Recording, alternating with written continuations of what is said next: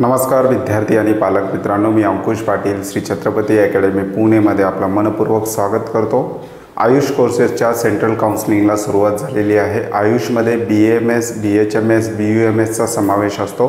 त्याच्या all India कोट्याच्या counselling प्रक्रियेला कालपासून सुरुवात झालेली आहे। नेमकी ऑल इंडिया कोट्याची काउन्सिलिंग कशा प्रकारे असते, त्याचबरोबर कोणकोणत्या सीटचा त्याच्यामध्ये समावेश असतो, कोणकोणत्या कॉलेजेसच्या सीट त्याद्वारे भरल्या जातात, याविषयी डिटेल इन्फॉर्मेशन आपण आजच्या व्हिडिओमध्ये पाहणार आहोत। चॅनलवर नवीन असाल तर अशाच माहितीपूर्ण व्हिडिओसाठी श्री छत्रपती अकॅडमी पुणेच्या यूट्यूब चॅनलला सबस्क्राईब करा। व्हिडिओला सुरुवात करतो। हे आयुष काउन्सिलिंगची वेबसाईट आहे। Ayush admission central counselling committee म्हणजे ज्याला आपण AACCC असं म्हणतो, ही BAMS, BHMS, BUMS साठीची BAMS, BHMS, BUMS साठीची ऑल इंडिया कोटा काउन्सिलिंग आहे। जशा प्रकारे अगोदर MBBS साठी ऑल इंडिया कोट्याची काउन्सिलिंग झालेली होती MCCच्या वेबसाईटवरून, तशाच प्रकारे आयुर्वेदा, होमिओपॅथी आणि युनानी या कोर्सेससाठी ऑल इंडिया कोट्याची ही काउन्सिलिंग प्रक्रिया आहे। आपण पाहणार आहोत की याद्वारे कोणकोणत्या सीट भरल्या जातात किंवा कोणकोणत्या याच्या सीट ज्या आहेत त्याच्यामध्ये समावेश आहेत कॉलेजेसच्या, त्याच्याविषयी डिटेल इन्फॉर्मेशन घेऊया। तत्पूर्वी आपण थोडक्यात पाहूयात की ही जी काही आयुष काउन्सिलिंग कमिटी आहे किंवा AACCC आहे सेंट्रल लेवलची, याद्वारे कोणकोणत्या कॉलेजेसचा समावेश असतो आणि त्यापूर्वी महाराष्ट्रामध्ये BAMS, BHMS, BUMS कॉलेजेसचे प्रकार किती आहेत। पहिले आहेत महाराष्ट्रातील गव्हर्नमेंट आणि गव्हर्नमेंट ॲडेड कॉलेज, याला आपण एकत्रित महाराष्ट्र राज्यातील गव्हर्नमेंट कॉलेजेस असं म्हणतो। दुसरा आहे डीम युनिव्हर्सिटी ज्या आहेत BAMS, BHMSच्या, त्या डीम युनिव्हर्सिटी। आणि तिसरा आहे प्रायव्हेट किंवा सेमी गव्हर्नमेंट कॉलेजेस। आता AACCCच्या वेबसाईटवरून ह्या ज्या काही गव्हर्नमेंट प्लस गव्हर्नमेंट ॲडेड कॉलेजच्या सीट आणि डीम युनिव्हर्सिटीच्या सीट याद्वारे भरल्या जातात। राज्यातील प्रायव्हेट किंवा सेमी गव्हर्नमेंट कॉलेजेस जे आहेत याची एकही सीट या काउन्सिलिंग प्रक्रियेद्वारे भरली जात नाही। म्हणजेच याच्यामध्ये समावेश कोणत्या कॉलेजेसचा आहे, government plus government aided college किंवा ज्याला आपण एकत्रित गव्हर्नमेंट कॉलेजेस म्हणतो। आणि डीम युनिव्हर्सिटीच्या 100% सीट AACCCच्या वेबसाईटवरून भरल्या जातात। प्रायव्हेट किंवा सेमी गव्हर्नमेंट कॉलेजेसची सीट याद्वारे भरली जात नाहीत। आता सीटचं डिस्ट्रीब्युशन कशा प्रकारे असणार आहे ते सुद्धा आपण पाहूयात की किती टक्के सीट। समजा गव्हर्नमेंट आणि गव्हर्नमेंट ॲडेड कॉलेजचा जर आपण विचार केला तर याच्या 85% सीट या त्या स्टेट कोट्यासाठी राखीव असतात। म्हणजे महाराष्ट्र राज्यातील विद्यार्थी आहेत यांच्या 85% सीट या CET सेलच्या वेबसाईटवरून भरल्या जातात आणि उर्वरित 15% सीट मात्र AACCCच्या वेबसाईटवरून भरल्या जातात। जशा प्रकारे MCCच्या वेबसाईटवर संपूर्ण देशभरातील जेवढे गव्हर्नमेंट कॉलेजेस आहेत त्याच्या 15% सीट भरल्या जातात, त्याच धर्तीवर आयुषच्या बाबतीमध्ये संपूर्ण देशभरामध्ये जेवढे government added BAMS, BHMS colleges आहेत त्याच्या 15% सीट या काउन्सिलिंग प्रक्रियेद्वारे भरल्या जातात। आणि सगळ्यात महत्त्वाचं ज्याच्यासाठी विद्यार्थी याच्यामध्ये पार्टिसिपेट करतात ते आहे डीम युनिव्हर्सिटी।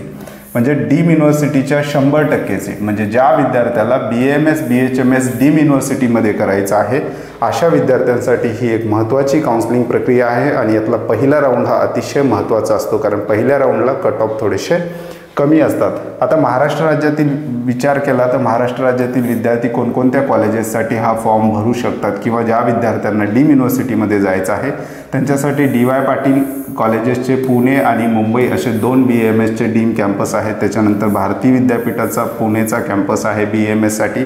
त्याच्यानंतर मागच्या वर्षी प्रवरा, लोणी या ठिकाणी सुद्धा आयुर्वेदाचा डीम युनिव्हर्सिटीचा कॅम्पस झालेला आहे। त्याच्यानंतर वर्ध्याला सुद्धा एक डीम युनिव्हर्सिटी आहे BAMS साठीची। तर यासाठी विद्यार्थी विशेषतः याच्यामध्ये भाग घेत असतात। याचबरोबर संपूर्ण देशभरातील डीम युनिव्हर्सिटीचा सुद्धा याच्यामध्ये समावेश असतो। डिटेल्समध्ये जर आपण पाहायला गेलो तर आणखी कोणकोणत्या सीट याद्वारे भरल्या जातात ते सुद्धा आपण थोडक्यात पाहूयात।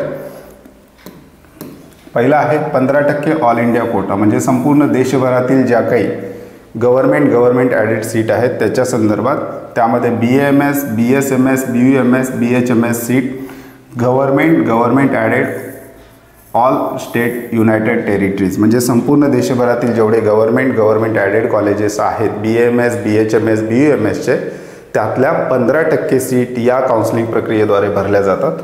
त्याचबरोबर बनारस हिंदू युनिव्हर्सिटी वाराणसीच्या 100% सीट या काउन्सिलिंग प्रक्रियेद्वारे भरल्या जातात।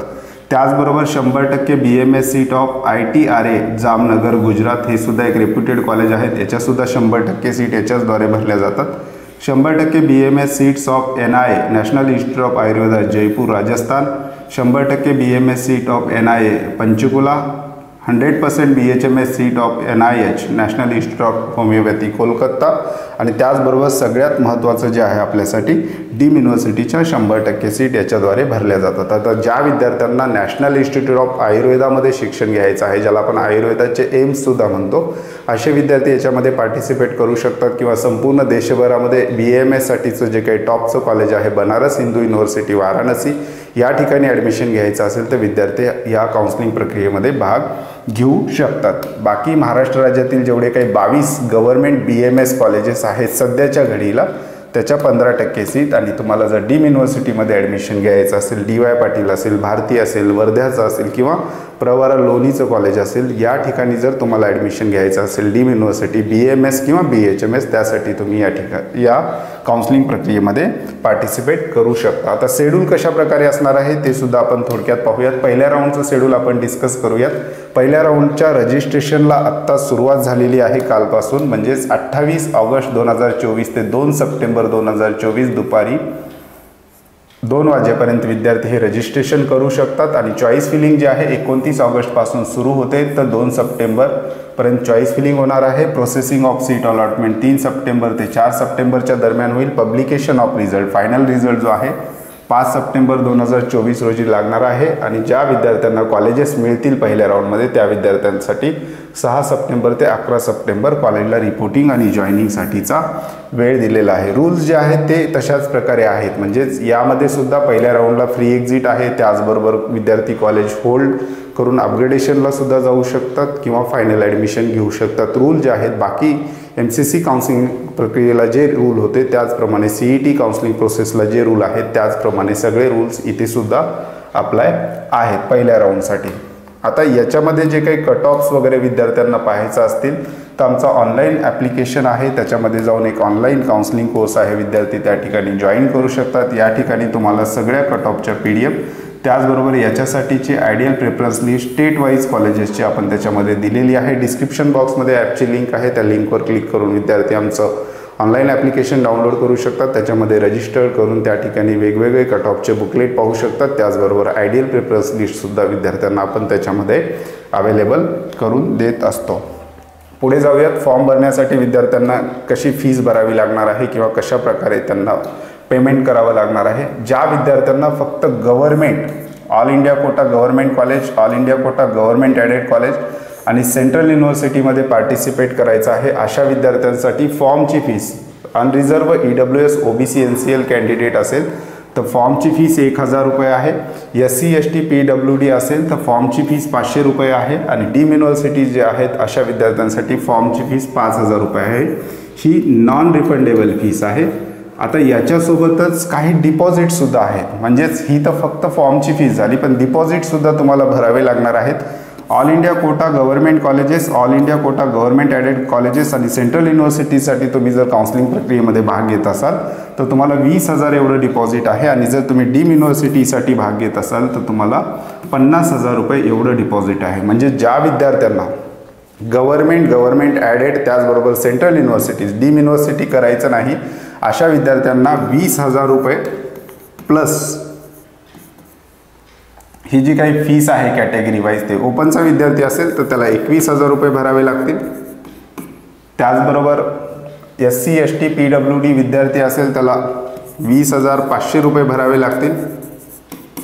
त्याचबरोबर डीम युनिव्हर्सिटीसाठी जे विद्यार्थी पार्टिसिपेट करत आहेत त्यांना 50,500 रुपये त्या ठिकाणी पेमेंट करावं लागणार आहे। म्हणजेच यावर्षी डिपॉझिटमध्ये वाढ केलेली आहे, विशेषतः डीमचे डिपॉझिट 50,000च आहे, परंतु गव्हर्नमेंट ॲडेड किंवा सेंट्रल युनिव्हर्सिटीच्या डिपॉझिटमध्ये यावर्षी वाढ केलेली आहे। 20,000 रुपये एवढं डिपॉझिट त्या ठिकाणी त्या फॉर्म भरत असताना विद्यार्थ्यांना भरावं लागणार आहे। आणखी एक डीम युनिव्हर्सिटीसाठी महत्त्वाचा टॉपिक आपल्याला त्यांच्या इन्फॉर्मेशन ब्रोशरमध्ये सापडतो, तो म्हणजे डीम युनिव्हर्सिटीचे फर्स्ट, सेकंड आणि थर्ड राऊंड जो काय आहे, first round, second round, third round हा जो काही राऊंड आहेत ते ऑनलाईन प्रक्रियेद्वारे होतील थर्ड राऊंडपर्यंत आणि तिसऱ्या राऊंडनंतर AA CCC जेवढे इलिजिबल विद्यार्थी आहेत त्या इलिजिबल विद्यार्थ्यांची लिस्ट रिस्पेक्टिव्ह डीम युनिव्हर्सिटीला त्या ठिकाणी सुपूर्द करत असते आणि डीम युनिव्हर्सिटीला कॉलेज लेवलवर त्या ठिकाणी एक राऊंड त्या ठिकाणी होणार आहे. MCCच्या बाबतीत MBBS BDSच्या बाबतीत मात्र